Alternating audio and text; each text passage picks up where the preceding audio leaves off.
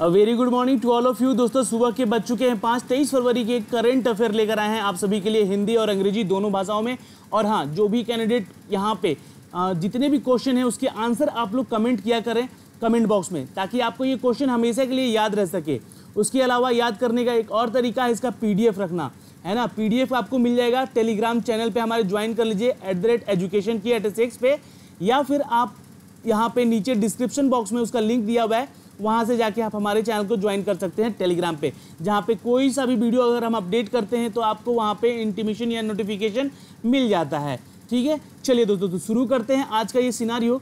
और जो भी कैंडिडेट हमारे चैनल पे नए हैं उनसे रिक्वेस्ट है कि सब्सक्राइब के इस रेड कलर के बटन को दबाएं और चैनल को सब्सक्राइब कर लें, बेल आइकन को दबा लें, ताकि हर वीडियो का पल पल का खबर आप तक सबसे पहले जाए हमारे चैनल के माध्यम से। तो दोस्तों हम शुरू करते हैं। आज का ये पहला क्वेश्चन है आपके सामने, जो कि बैंक से रिलेटेड है।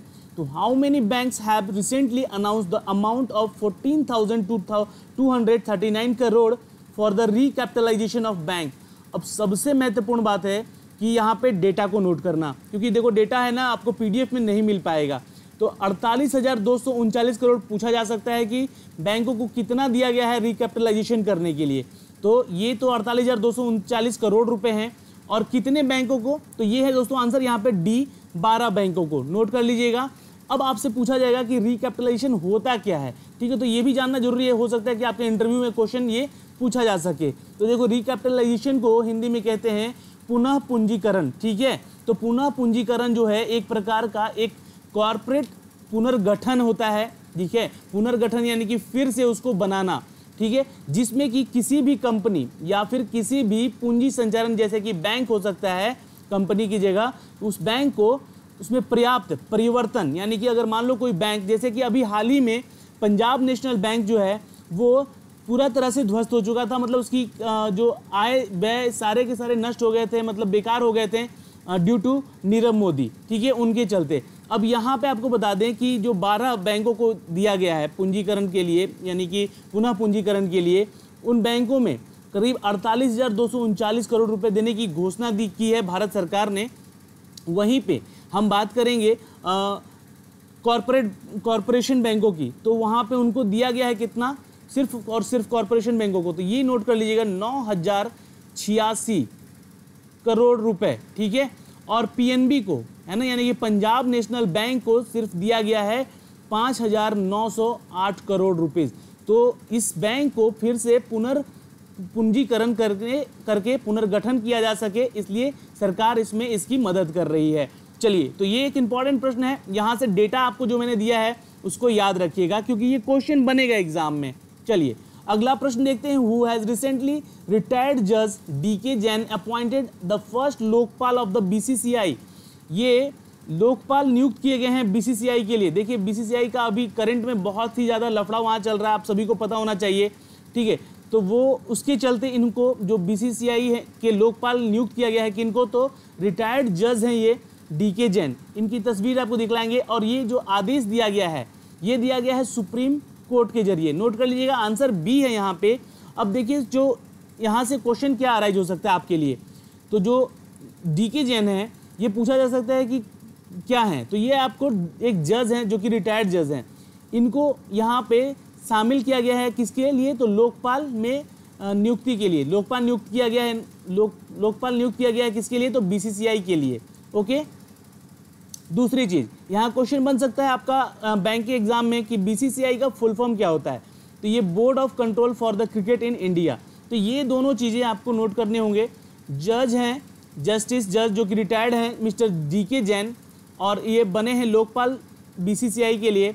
और BCCI का फुल फॉर्म पूछ सकता है, तो board of control for the cricket in India. चलिए अगला सवाल देखते हैं कि फ्रांस की एक कोर्ट ने बैंक पर 36,210 करोड़ रुपए का जुर्माना लगाया है।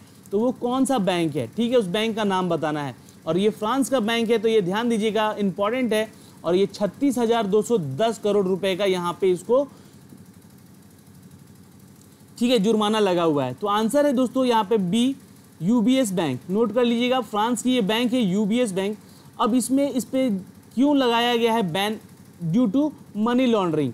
अब मनी लॉन्ड्रिंग होता क्या है, देखिए मनी लॉन्ड्रिंग तो एक तो आप इस फिगर से समझ सकते हैं कि money from the illegal activities, ऐसे रुपीज़ जो कि आपके इलीगल एक्टिविटीज़ से आते हैं, और इस जितने भी रुपए आते हैं इलीगल से उसको वाइट मनी बनाया जाता है, और वाइट मनी बनाकर फिर से उस मालिक को, यानी कि जो ऑनर होता है उस ब्लैक मनी का, उसको वाइट मनी के रूप में उसको शो कर दिया जाता है कि उसका ये पैसा है वाइट मनी। तो इसे कहते हैं दोस्तों हम क्या कहते हैं, मनी लॉन्ड्रिंग। देखिए थोड़ा सा हिंदी में भी देख लीजिएगा इसकी परिभाषा को, क्योंकि ये इंपॉर्टेंट है, आपके इंटरव्यूज वगैरह में पूछा जा सकता है कि व्हाट इज मनी लॉन्ड्रिंग। तो देखिए मनी लॉन्ड्रिंग से क्या तात्पर्य है कि अवैध तरीके से कमाए गए काले धन को वैध तरीके से कमाए गए धन के रूप में दिखाना, उसे कहते हैं हम मनी लॉन्ड्रिंग। इतना ध्यान होगा क्योंकि ये बैंकिंग में अक्सर पूछता है क्वेश्चन, ठीक है। एक यहाँ पे और है जो कि बैंक के बारे में, यूबीएस बैंक के बारे में थोड़ा सा जानकारी ले लें आप, क्योंकि यहाँ से जो क्वेश्चन बनेंगे वो आपके एग्जाम में भी पूछे जाएंगे, ठीक है। तो इन पे 36,210 करोड़ रुपए का यहाँ पे जुर्माना लगा है, और ये जो है एक स्विस मल्टीनेशनल इन्वेस्टमेंट बैंक है, ठीक है। स्विस यानी कि स्विट्जरलैंड, ठीक है, ध्यान दीजिएगा। और ये फाइनेंस सर्विसेज कंपनी है, मतलब एक तरह से बैंक है जो फाइनेंशियल होता है ये बैंक तो, और ये स्विट्जरलैंड का है और मल्टीनेशनल इन्वेस्टमेंट बैंक है ये, ठीक है। इसका हेडक्वार्टर पूछ सकता है आपसे, तो बेसेल है स्विट्जरलैंड में, और इसके सीईओ जो है ये पूछ सकता है आपसे, तो ये हैं सर्जियो इरमोटी, ठीक है। 15 नवंबर से अभी तक हैं यहाँ पे, तो इसके सीईओ बने हुए हैं सर्जियो इरमोटी, नोट कर लीजिएगा। और ये मनी लॉन्ड्रिंग के चलते इस पर ये बैन लगा हुआ है, ठीक है। चलिए अगला सवाल देखते हैं। विदेश मंत्री हमारे हैं सुषमा स्वराज जी, उन्होंने किस राज्य की यात्रा पर नवनिर्मित रविंद्रनाथ टैगोर सांस्कृतिक भवन का लोकार्पण किया है? तो देखिए यहाँ पे जो स्टेट का नाम है वो आपको बताना है, तो नीचे कमेंट कीजिएगा आप अगर आपको आंसर पता है तो। आंसर है दोस्तों it's a C, Madhya Pradesh, note कर लीजिएगा। मध्य प्रदेश, जो कि मध्य प्रदेश के विदिशा जो है ये भोपाल, जो वहाँ की कैपिटल सिटी है, कैपिटल सिटी जो है भोपाल, ये भी नोट कर लीजिएगा क्योंकि क्वेश्चन बन सकता है ये आपका, ठीक है। और भोपाल के पास है विदिशा, तो वहाँ पे इसका नवनिर्माण किया गया है, ठीक है, रविंद्रनाथ टैगोर सांस्कृतिक भवन का। अब इनसे जुड़ी हुई एक और खबर जो कि आपके लिए क्वेश्चन बन सकता है, क्या बन सकता है, तो हमारी जो विदेश मंत्री हैं वो कौन है, माफ़ कीजिएगा, विदेश मंत्री कौन है, तो ये है सुषमा स्वराज, ये एक्सटर्नल अफेयर मिनिस्टर है हमारी, ठीक है। तो ये क्वेश्चन बनेगा कि कौन है एक्सटर्नल अफेयर मिनिस्टर अभी फिलहाल। उसके बाद यहाँ से बनेगा कि ये जो ऑडिटोरियम बना है उसमें कितनी लागत लगी है, ठीक है। तो ये क्वेश्चन बन सकता है यहाँ पे, तो आपके लिए इंपॉर्टेंट है कि अप्रॉक्स 15 करोड़, ठीक है। चलिए तो ये इसको नोट कर लीजिएगा आप लोग सभी। अगला प्रश्न देखते हैं। आर्मी चीफ बिपिन रावत ने पहली बार भारत में बने कौन से फाइटर जेट में उड़ान भरी है? ये महत्वपूर्ण है क्वेश्चन, क्योंकि अभी देखो युद्धाभ्यास बहुत जगह चल रहे हैं। और आर्मी चीफ का क्या मतलब होता है? आर्मी चीफ वो होता है कि जो पूरे सेना का सर्वे सर्वा सबसे प्रथम मालिक होता है, आर्मी चीफ जो होता है, ठीक है दोस्तों। तो यहाँ पे इसका आंसर है दोस्तों it's a B, Tejas fighter jet का बने हैं आर्मी चीफ बिपिन रावत। अब बिपिन रावत के बारे में थोड़ा सा जान लीजिए क्योंकि ये क्वेश्चन बन सकता है। आर्मी चीफ हैं बिपिन रावत जी, इन्होंने पहली बार भारत में बने तेजस फाइटर जेट, और ये तेजस फाइटर जेट जो है ये बता दें कि मेक इन इंडिया का प्रोडक्ट है, ठीक है। पहली बार भारत में ये जेट बनाए गए हैं, और ये जो पहली बार उड़ान भरी है इन्होंने, किसने? तो आर्मी चीफ बिपिन रावत ने। तो यहाँ से ये क्वेश्चन खास नहीं है, पर ये क्वेश्चन जो है पूछा गया यहाँ पे ये इंपॉर्टेंट है, ठीक है।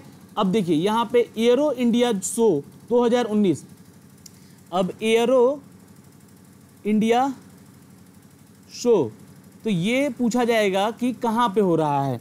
तो ये दोस्तों आंसर नोट कर लीजिएगा, यहाँ पे बेंगलोर में हो रहा है ये, ठीक है।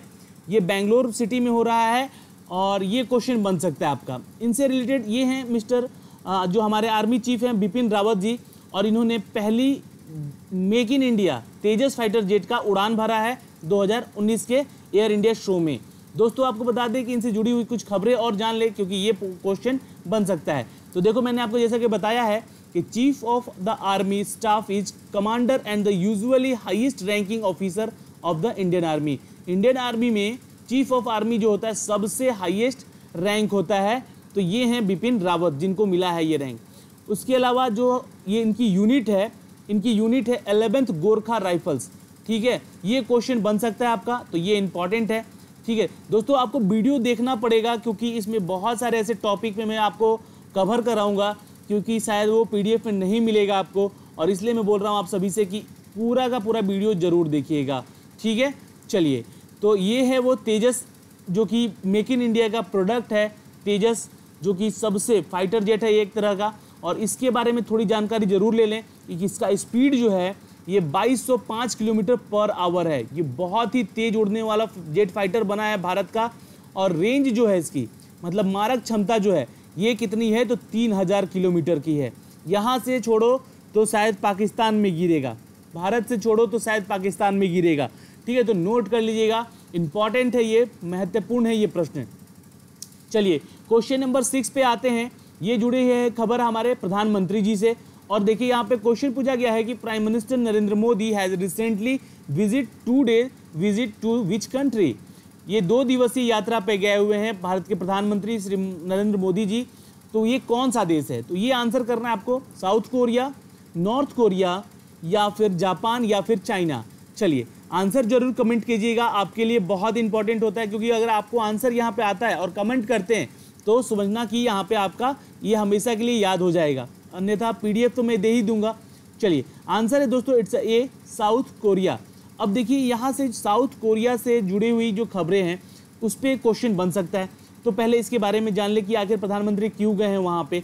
तो देखिए प्रधानमंत्री मोदी जो हैं ये दक्षिण कोरिया देश की 2 दिवसीय यात्रा पे गए हुए हैं, और ये दक्षिण कोरिया की यात्रा के दौरान भारत और सामरिक संबंधों, यानी कि भारत और कोरिया, साउथ कोरिया के बीच, इंडिया और साउथ कोरिया के बीच जो सामरिक संबंध को है उसको मजबूत बनाने का एक धैर्य रखा है इन्होंने, एक प्लानिंग की है, और व्यापार एवं निवेश, ठीक है, व्यापार बिजनेस को बढ़ावा देने के लिए हो सकता है कि साउथ कोरिया के साथ मिलकर एक अच्छा बिजनेस स्टेबल किया जाए यहाँ पे, और उसके अलावा यहाँ पे विविध क्षेत्रों में द्विपक्षीय सहयोग को बढ़ावा देने की बात होगी इन दो दिनों में।